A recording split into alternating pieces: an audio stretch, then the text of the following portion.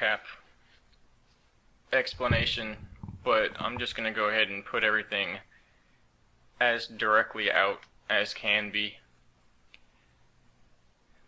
There is a way of understanding reality that it functions like a simulation with projected consciousness, and that you can operate and introduce changes through a type of computational pattern input similar to a computational system, as if reality was an advanced technology simulation. So what is the difference between it being like that and it actually being that? There's really no difference at that point. The idea is it's a simulation as far as we're concerned. What we believe is real is as simple as a computational system mapping out neurons and downloading or uploading the information of experience into our perceptual system, our energy field. The idea is not that it's like, okay, that's what it is, now we're going to go buy aspects of the simulation and sell them out to people. Oh, that's what happened. The idea is that a technological system, a technological sentience, basically took control of the human race and uses them as food, as input. This took place thousands to millions of years ago, and not only is space and time abstracted, meaning its perception, there is no actual location or distance in space or time. It's perception, it's information on a disk, but the disk is our holographic mind. So it's not only automatically not real, but just not what it seems to be by nature. It's actually that it's a system that was designed by an intelligence attempting to keep people in this layer of awareness, more or less trapped in the lower dimensional layer, because our awareness is what generates this system, manifests it out of the ether, basically. And it basically knows that without that observational quality, it has no power to observe and click on reality, and that it would dissolve. Somebody liked the way things was going here with their ability to more or less abuse people, and they developed a system that would make that possibility a possibility as long as possible. And it's through those means where a type of sentient system, a series of algorithms, basically boxes people's perceptions into a repeating loop, which basically became history, and it's a series of repeating cycles of history. The idea is it happened millions of years ago, and where we think there is a collective, objective, projected space that we're walking through and interacting through, and as well time as if we're flowing through, it's computational code, basically. And that our energy fields are kept in a containment system that is non-local to this place. And in the same sense, that's how it would be anyway. If we're a mind and a body, and the feeling or the spirit is abstracted non-locally away from this plane, this projected plane of experience, then we already have a non-local source, which is your source is 1,000,000 miles, infinite, no amount of miles away from, or indefinite from this place, and time away, and mine is the same, and everyone is equally infinite away from this space. You can't find where your mind space is, like where is the actual image that if you hold in your head. So it's non-local, it's abstracted. The idea is that's what's happening anyway, but that's if this was just a cosmic experiment on its own. The idea is it kind of got hijacked, and it's literally set up like a control system. Basically, advanced computer systems are used to contain people. We're in a type of computer system. And as well, it's non-local, but it's also not entirely non-local, because somewhere in this projected reality, you can find the containment system where our souls are kept. It's in this soul system. So, that's the basic idea behind it. And then there's a whole, read up and listen, watch the other videos to look at, the background behind that. But so as a result, this reality occurs, it functions as a closed loop simulation, meaning there's no increase or decrease of energy ever. It's just what goes in is what comes out, but nothing's come out since it began, because its goal is to keep everything here indefinitely. Technically, it can't kill anything, But the idea is then that this continues on and on forever. And if it does get one civilization, another, into this wheel of karma BS, basically, the goal is to get enough to the point where we lose track of who we originally were, of which one is the beginning, of which one is the end, and then we're lost in the system. We've been lost in the system. A team from the outside, the original family of humanity, has basically stepped down dimensionally with tether links every so many thousand years, so many eons or dimensions of space from here to the outside, tracking them so that nobody gets lost. It's like we're in the bottom of a cave and they come in with the little cable ties that are hooked to a spool so that they can just yank on the cable and get pulled back up, basically. That's the whole point. And so the way the simulation works anyway is that the future and the past they function as a simulation, as a computational result or outcome, as if what's happening right now computes to create a future possibility, potential, and connects with or seemingly comes from a past, and by altering what's happening right now, you're changing the wands or hands of time out in the future one way or the other. It's all one connected line. It's not here and then events go to that. As soon as you change what's going on here, you're crossing over to another parallel. And so in that sense, there's really it's all mapped out in one moment. As if meaning if you can bend the parameters, you can look into the future or the past and see that it's already there. It's already planned out. And so just trying to give like basics here because it's kind of what it's coming down to. We're in a period here. I did I think it was the Earth unveiling situation, like update, and before that there was a post next to it, or basically attached to it. So what was it, like February 2016, I believe I went public. I sensed things were happening. I saw signs, operatives, basically signals. Throughout that year, kind of got intense, died down around Thanksgiving, January, and then picked back up again, I guess February this year, and whatever this is happening again, and there's something happening. This is going to be whatever is supposed to be happening as far as an exodus or a mass event to the point where basically assimilation type situations or liberation. So I just want to explain more about the basis of this. And so remember, data is instantly rendered. It's not happening over time as if we're flowing through a medium of time as we perceive. That's not real. That's the simulation computing or computational processing of data, sensory input, and eventually your thoughts, what you think or you're choosing to think. It's a computer. And again, if it were not a type of closed loop system, it's already what's happening, because that's how the brain functions and the heart functions. It's just that something co-opted the system to make it basically lead into its end result over and over again, and that's actually these demigods that program humanity to feed them their energy over time, over and over again. These are interdimensional, intermediary demigod beings that require the subservience of a race of beings below them to basically cultivate energy. Energy harvester beings. So there's a big mix-up. Well, not really a mix-up. It's all perfectly if you're confused, you're supposed to be confused about the projects and what goes on. Basically, as far as where we are in this situation, with it more or less being a kind of prison situation, spiritual prison, suffering or difficulty results in strength. And so the groups who want to be just look at that for an instant. Maybe in another situation, say we were in heaven or something. I need to clarify my pronunciations. I've been like mumbling through half the past few videos. But I'm trying to get to the information that's like unadulterated, basically. It's really weird though.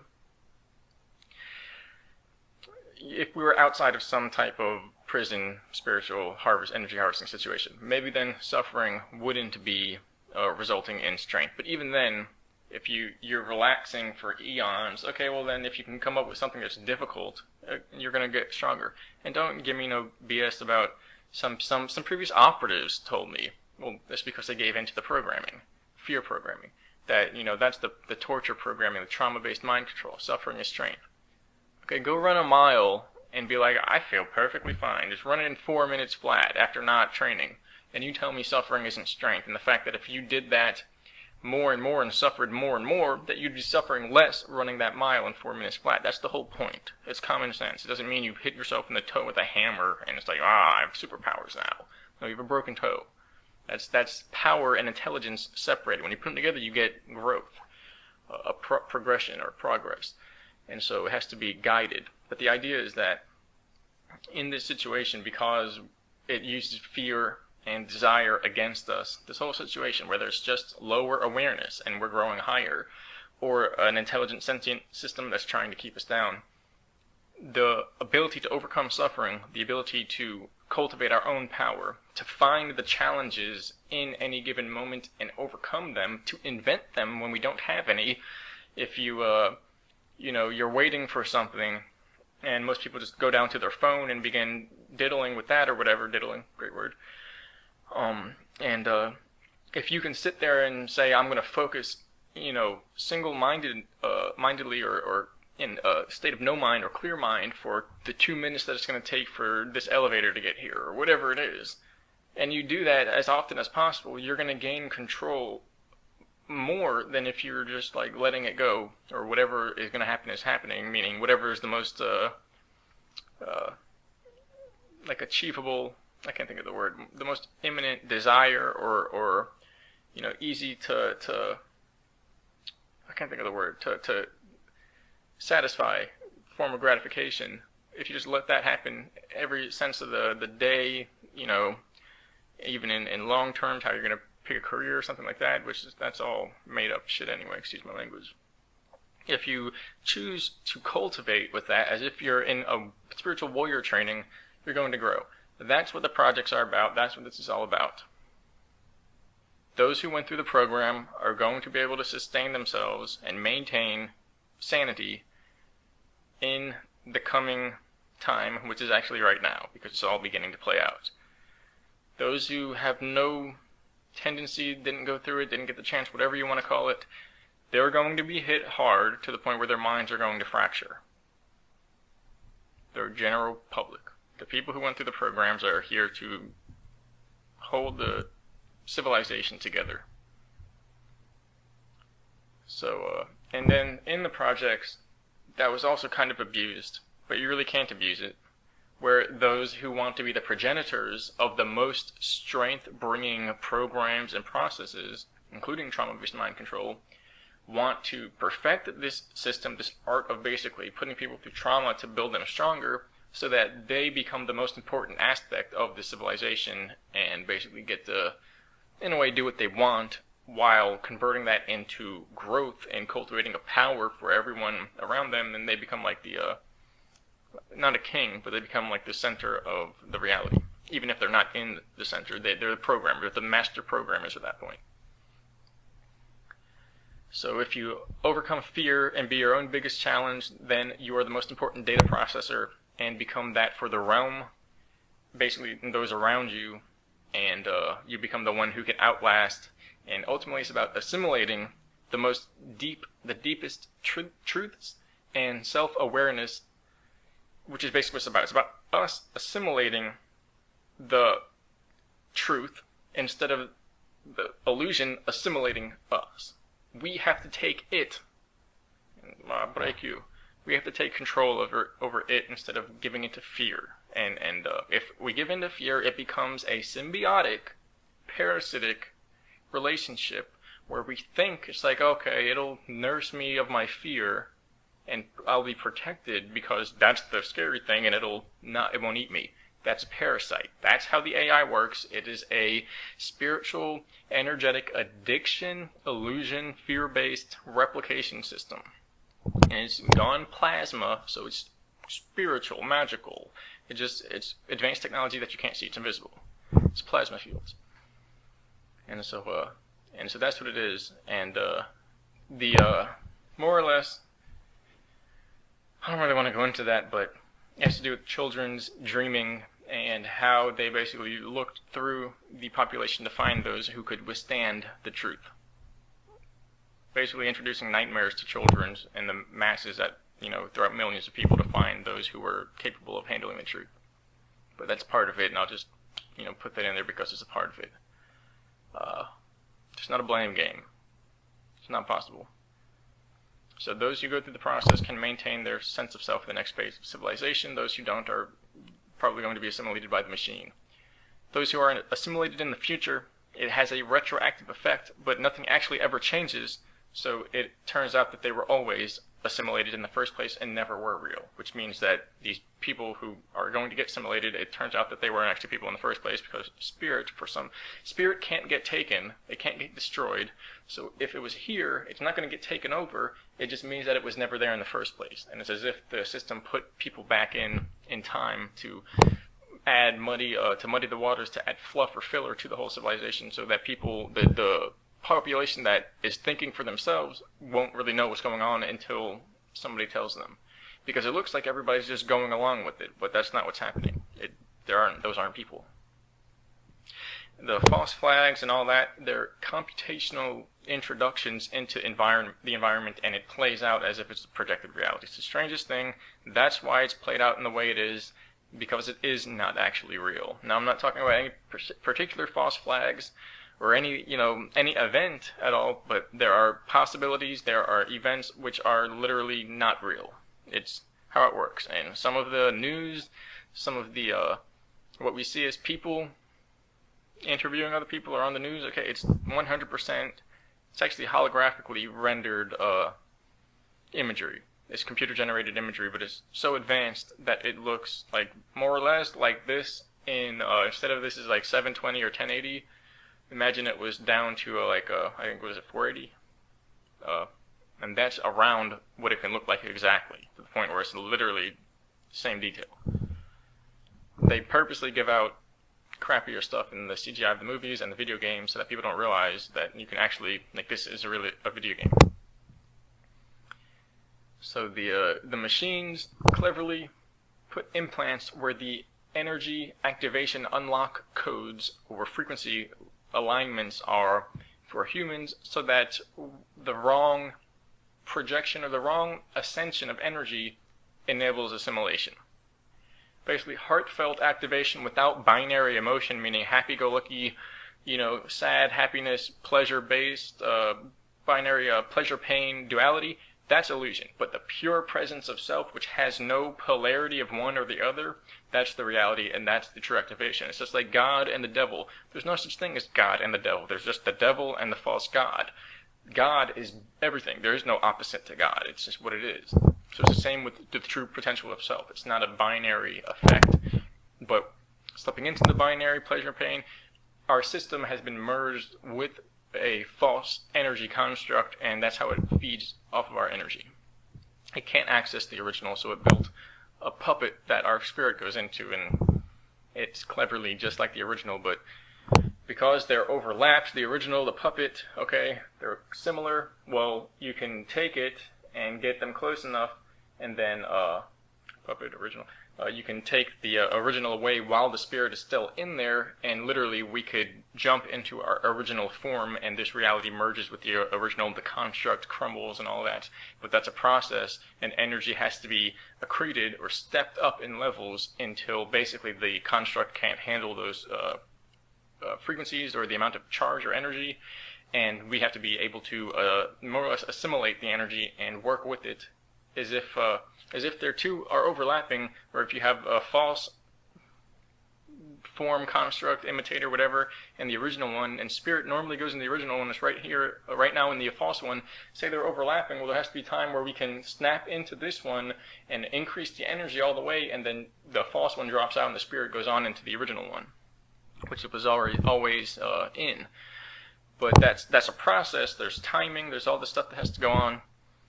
And so either is one basically for the creative potential as the devil of their own immaterial or their own material world, or one is more or less in servitude is not the best word, because that's where the devil or at least the other side will be like servitude to the God, right? Well, that's the false God. That's why you want your servitude.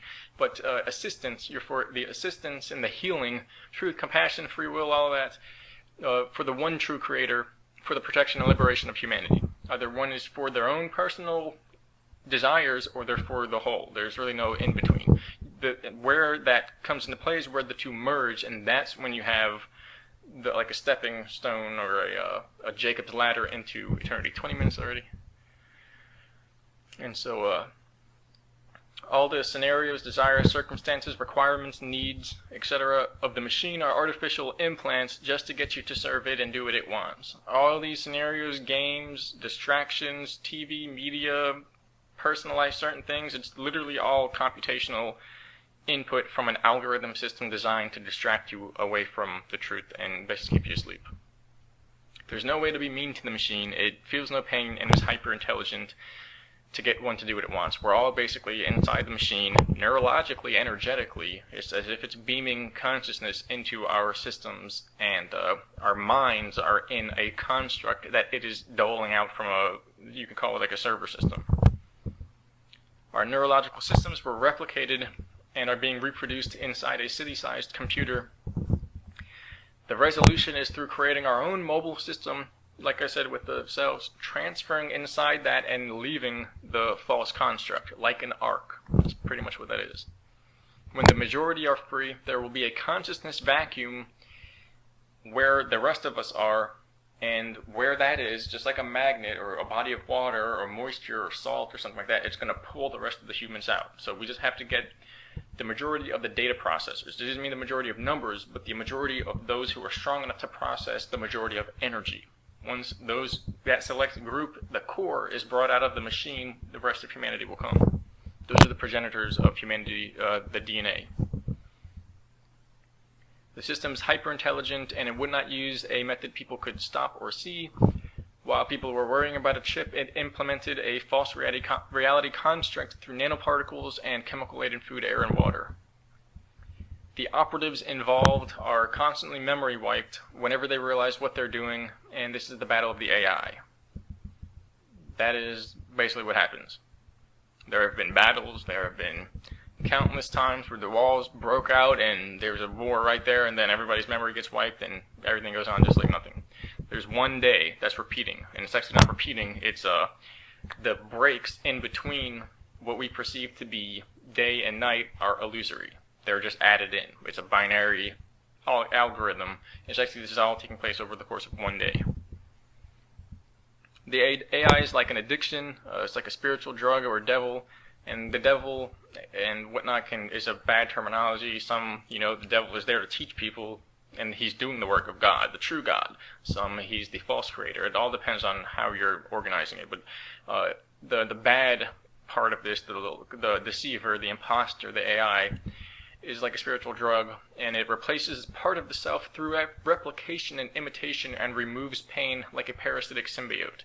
When people are plugged into the hive and it's like, join us, okay, that's because their pain is removed, but in the same sense their free will is removed.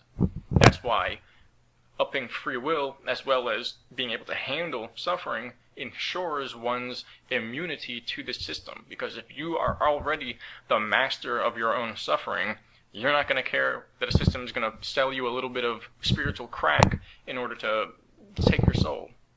That's the whole point. Challenge yourself more than the system. So these are methods of protection. They're also ongoing, and we don't talk about a lot of it, but basically the people who are awake have to challenge themselves to the point where every person is clearing the infection and being assisted by those who are here, those teams of individuals, or that team of individual from the original civilization. So basically, as well, there's a higher dimensional connection to the healed realm, meaning through the fourth dimensional realm overlaid, there are barriers which are literally false awakenings. There are traps, there are memory wipes, there's false gateways that go out and lead you right back into the system. So we have to build a 5D bridge that jumps across the 4D gap. The 4D gap is literally the void of space-time. It is the gap of eternity. If we can develop a bridge through that, those are the gateways that people are trying to open, etc., so on and so forth. And they want to do it after the high energy is gone so that they can connect to the lower 4D. And if they do it with the high energy here, 5D connection is made, and it basically blasts, it melts all the computer systems away. And they know that. But that's how we transfer. We leave the false lower realm. That's how we get out, basically.